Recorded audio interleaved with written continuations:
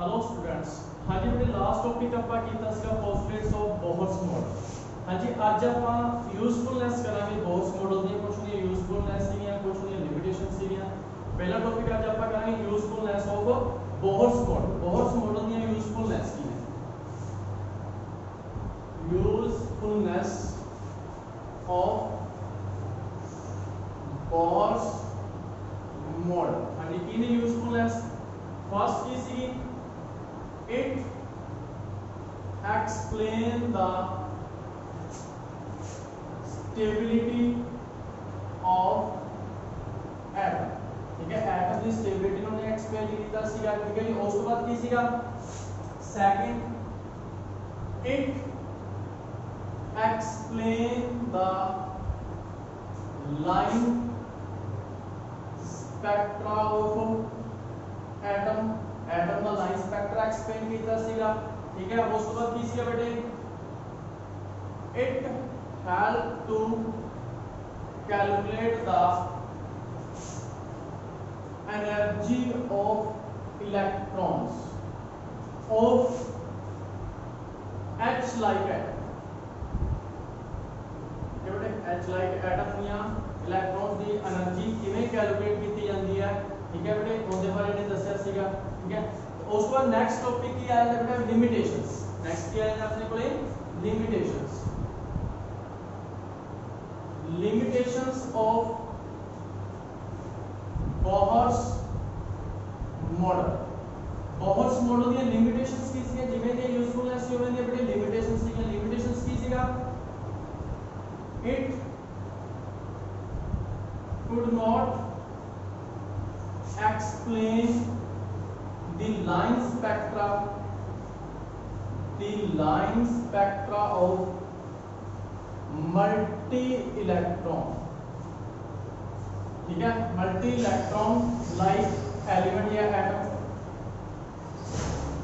जिन्हां दे विच ज्यादा इलेक्ट्रॉन आ गए उन्हां दा लाइन स्पेक्ट्रा एक्सप्लेन नहीं सी कर सकिया। उस तो बाद की सीगा बेटे इहदे विच हो रही है की सीगा लिमिटेशंस। लिमिटेशंस की सीगियां it could not explain three-dimensional model of atom। हो रही है लिमिटेशंस की सीगियां it could not explain shapes of molecules। ठीक है बेटे और दी की see it could not explain splitting of lines in magnetic field जिन्हों बेटे ਆਪਾਂ जीमैन इफेक्ट कह देते हैं एंड इन इलेक्ट्रिक फील्ड जिन्हों बेटे ਆਪਾਂ स्टार इफेक्ट कह देते हैं।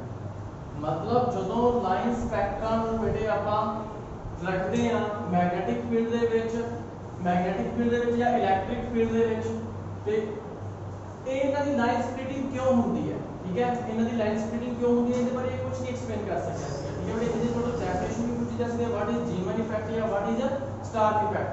हाँ जी जीमैन इफेक्ट ਕੀ ਹੁੰਦਾ ਹੈ ਜਦੋਂ ਆਪਾਂ ਲਾਈਨ ਸਪੈਕਟਰਾ ਨੂੰ ਲਾਈਨ ਸਪੈਕਟਰਾ ਨੂੰ ਆਪਾਂ ਮੈਗਨੈਟਿਕ ਫੀਲਡ ਦੇ ਅੰਡਰ ਰੱਖਦੇ ਆ ਤਾਂ ਲਾਈਨਸ ਕੀ ਹੁੰਦੇ ਸਪਲਿਟ ਹੋਣੇ ਸ਼ੁਰੂ ਹੋ ਜਾਂਦੀਆਂ। ਠੀਕ ਹੈ splitting of lines in the magnetic field। ठीक है this effect is called Zeeman effect। ਜਦੋਂ ਇਲੈਕਟ੍ਰਿਕ ਫੀਲਡ ਵਿੱਚ ਰੱਖਦੇ ਆ ਉਦੋਂ ਵੀ ਲਾਈਨਸ ਥੋੜੀਆਂ ਸਪਲਿਟ ਹੋਣੇ ਸ਼ੁਰੂ ਹੋ ਜਾਂਦੀਆਂ। ਇਹਨੂੰ ਆਪਾਂ ਕੀ ਕਹਿੰਦੇ ਆ ਸਟਾਰ ਇਫੈਕਟ ਕਹਿੰਦੇ ਆ। ਇਹਨੂੰ ਆਪਾਂ ਕੀ ਕਹਿੰਦੇ ਆ ਸਟਾਰ ਇਫੈਕਟ ਕਹਿੰਦੇ ਆ। ਠੀਕ ਹੈ ਬੇਟੇ ਇਹ ਚੀਜ਼ਾਂ ਐਕਸਪਲੇਨ ਨਹੀਂ ਸੀ ਕਰ ਸਕਿਆ। ਉਸ ਤੋਂ ਬਾਅਦ ਇਹ ਦੀਆਂ ਕੁਝ ਲਿਮਿਟੇਸ਼ਨਸ ਸੀਗੀਆਂ।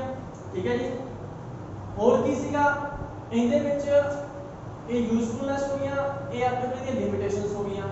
छोटे टॉपिक ने थ्योरी पार्ट में ये कर लेने हैं बहुत इजी है। फिर बेटे कि और की लिमिटेशन सी अपने कोले it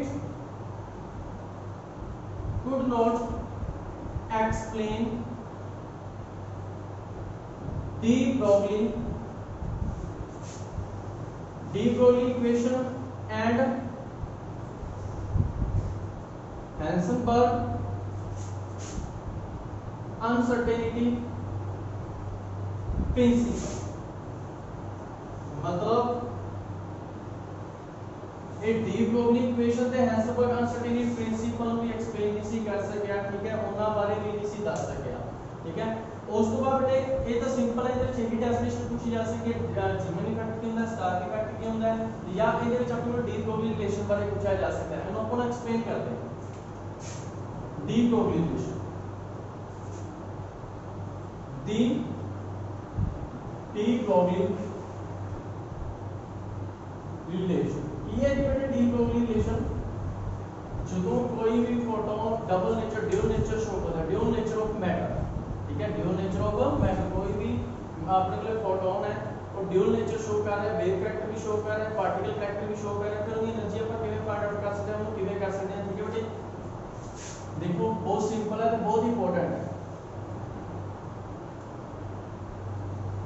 in case of photon